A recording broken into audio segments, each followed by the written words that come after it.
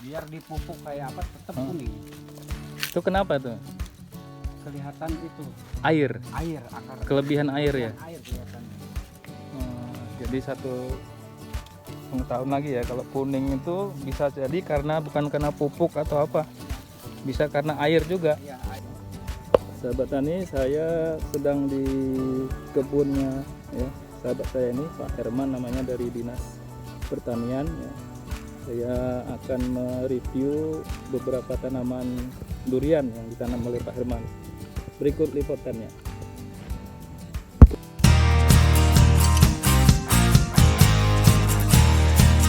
Sering tergenang air.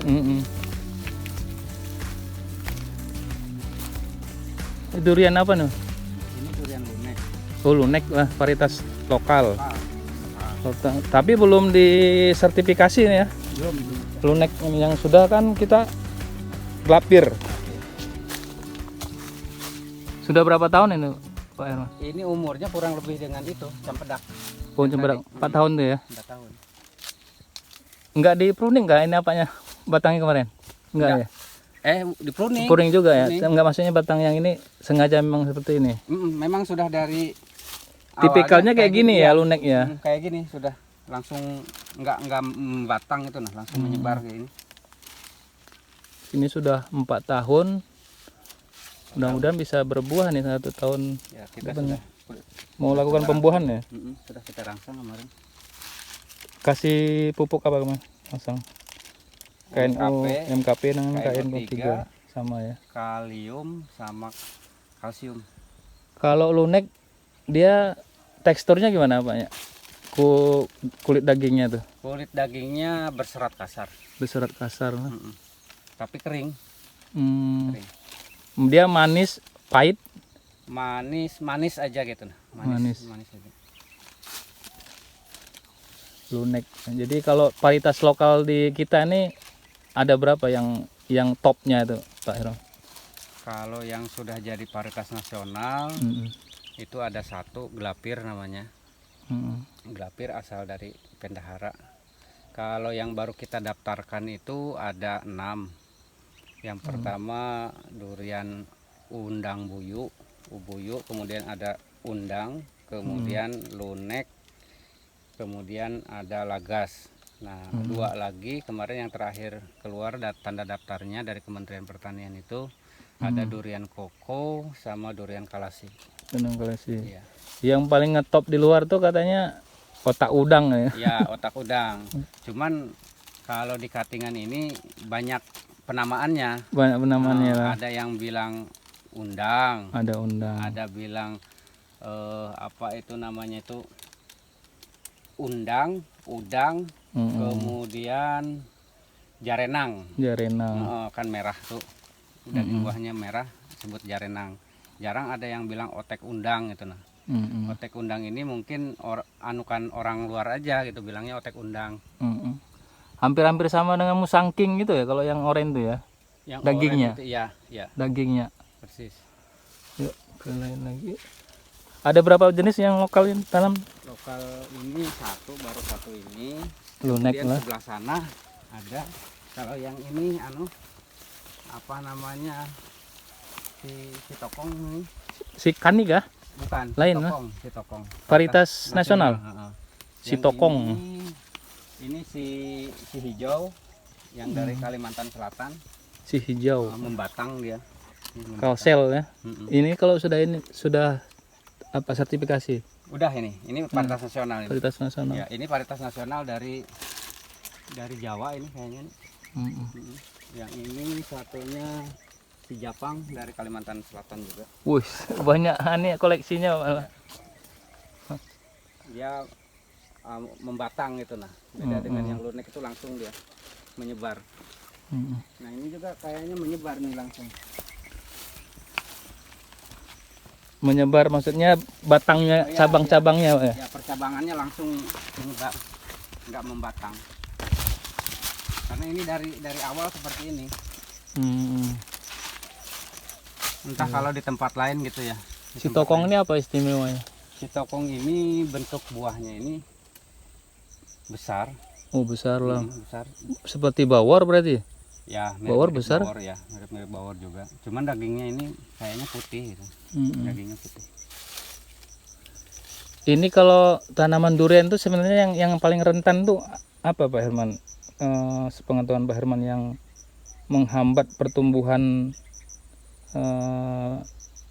tanamannya itu. Kalau Apakah faktor tanah? kalau saya di sini nih kayaknya faktor tanah, karena tanah di sini kan sebenarnya cenderung ada tanah kerasnya di bawah, jadi dia tidak bisa tembus. Kemudian parit ini nggak lancar, padahal kita sudah bikin Drainasenya ini ya, drainase ini nggak pembuangan lancar, airnya, sehingga air ini tertahan. Kemudian akar tanaman durian ini terlalu banyak mendapatkan mendapatkan air, sehingga dia jadi kuning. Jadi ada contoh-contohnya nanti, biar sudah dipupuk tetap aja dia kuning. Dengan perlakuan sama.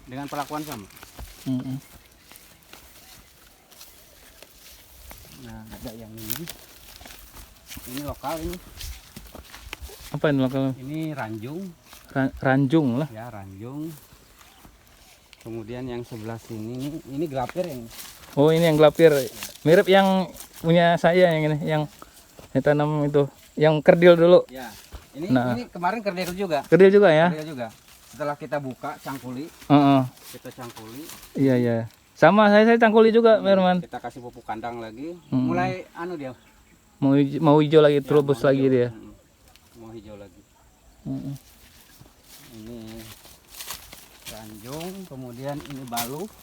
Ini lokal juga.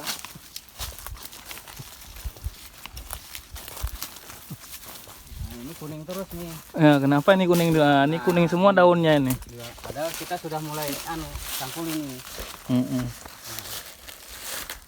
Kuning terus. Iya, kuning. Apa karakter daunnya atau memang tadi air tadi ya? Air kelihatannya, atau memang satu dia kena ini tanah yang keras itu namanya. Tanah yang keras granit itu, tuh, granit itu ya. Ya.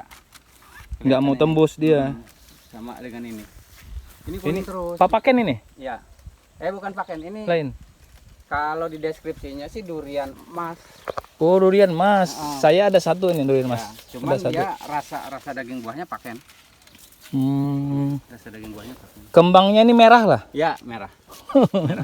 Durian mas, iya pas.